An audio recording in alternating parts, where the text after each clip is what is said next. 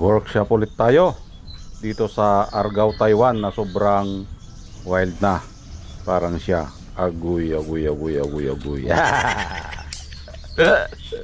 Parang siya talaga.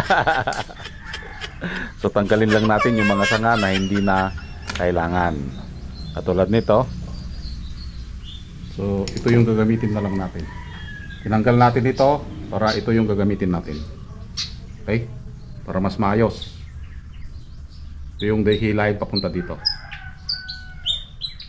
Magbawas lang tayo ng mga sanga para hindi mabigatan yung iwa-wire natin dahil ang kanyang wire ay bumaon na katulad nito. Aguy.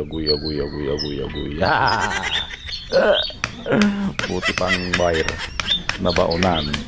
Pero siya wala pa. So tanggalin lang natin yung mga gilid ng pinagputulan para ito ay hindi halata. At the same time, i-rewire ulit natin ito. So yung sugat na iniwan ng wire, dapat pasalungat na ang ating pagwa-wire. Yan. So dahan-dahan lang para hindi tayo mabalian dahil dun sa sugat na iniwan ng wire. Dahan-dahan lang, bebe. Para hindi mabalian. Yan. So ang antayin na lang natin ito ay yung pakapalin pa yung kanyang mga sanga. So na-layout na yung kanyang first branch at yung secondary naman ay patubo na.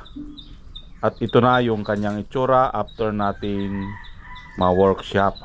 So antayin lang ulit natin ito na lumaki. At kung mapansin nyo, yung kanyang sanga ay pataas. Para ang purpose niyan ay para mabilis lumaki ang kanyang mga sanga.